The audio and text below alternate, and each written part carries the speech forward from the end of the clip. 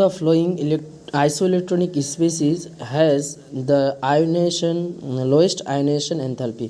तो यहाँ जो पोटासियम होगा तो लोएस्ट यहाँ जो है सेंटर और न्यूक्लियस होगा, और न्यूक्लियस के चार पास यहाँ पोटासियम का 19 इलेक्ट्रॉन होता है, इसलिए एक इलेक्ट्रॉन रिमूविंग हुआ है, इसलिए 18 नंबर्स ऑफ इलेक्ट्रॉन होगा।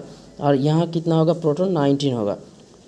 फिर कैल्शियम में प्रोटॉन होगा 20, और इनको जो राउंड करेगा ये नंबर्स ऑफ इलेक्ट्रॉन 18 होगा।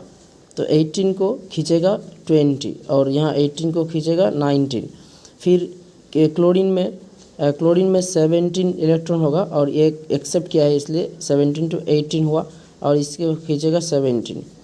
और यहाँ डी को खींचेगा कितना, 20 को खींचेगा, इनका प्रोटॉन होगा 16। तो 16 को जब प्रोटॉन खींचेगा 20 इलेक्ट्रॉन को 16 प्रोटॉन खींचेगा, तो यहाँ जो एनर्जी होगा ये वेरी लो एनर्जी होगा, मतलब इफेक्टिव न्यूक्लियर चार्ज होगा ये वेरी लो होगा, इसलिए लोएस्ट आयनाइजेशन एंथैल्पी होगा इनमें से S-2 का। और सबसे ज़्यादा होगा यहाँ, ये 18 को खींच रहा है 19 एंड 18 को खींचा है 20, तो यहाँ ज़्यादा खींचेगा। यहाँ जो इलेक्ट्रॉन होगा वो मोर अट्रैक्टिव होगा towards the nucleus, but in this case less reactive towards the nucleus outer electron of this S-2. Okay, so that's final answer here, D. Now next question,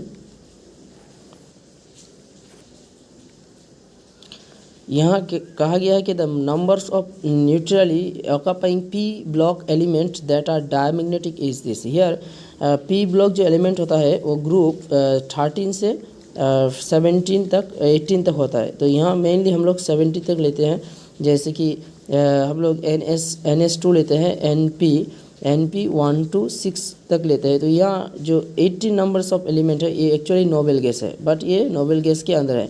तो नोबेल गैस का 18 numbers of electron 18 numbers of group का जो noble gas है, इनमें हर वक्त fulfilled electron रहते हैं। मतलब यहाँ हीलियम का कितना होगा 2, नियॉन का होगा 10, मतलब यहाँ रहेगा P6।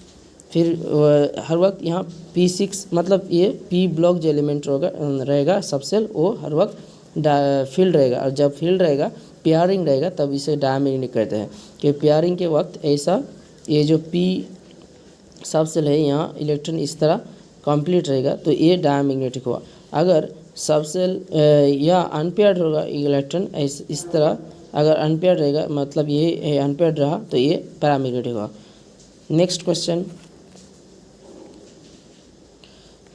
में कहा गया कि atomic number of ABCD are Z-1, मतलब A का हुआ Z-1। और नेक्स्ट यहाँ जो B है, तो B कहा गया है कि नोबेल गैस। अगर B नोबेल गैस हुआ तो मान लेते हैं कि यहाँ हीलियम नोबेल गैस हुआ, B हुआ, AB हुआ। तो यहाँ B से Z-1 A किया है, तो Z-1 मतलब यहाँ से -1 अगर होगा तो -1 क्या होगा, फ्लोरीन, क्लोरीन, ब्रोमीन, आयोडीन होगा, A ग्रुप होगा। तो इनमें से अगर 2 है तो 2 माइनस, अगर नियॉन है, नियॉन कितना है 10, तो 10-1 अगर होगा 9 होगा, तो fluorine, chlorine, bromine, iodine A group होगा। तो यहाँ जो ग्रुप होगा A, तो A का एक कैरेक्टर होगा।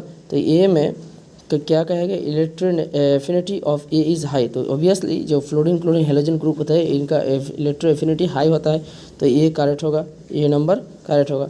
फिर 2 नंबर में कहा गया stable oxidation state of C is +2। तो C क्या है, Z+1। तो Z+1 मतलब 10+1, यहाँ 10 ये Z हुआ, और 10+1 मतलब इनका बाद सोडियम आएगा। तो सोडियम का +1 होता है, +2 नहीं होता है, सोडियम का +1 होता है, तो इसलिए एक रॉन्ग होगा। D is alkaline in earth metal, D alkaline earth metal होगा क्या, नहीं देखते हैं। तो Z+2 मतलब 10+2 मतलब मैग्नीशियम, कैल्शियम, बेरिलियम। तो ये जो होता है मैग्नीशियम, बेरिलियम +2 होता है, मैग्नीशियम +2 होता है, कैल्शियम भी +2 होता है।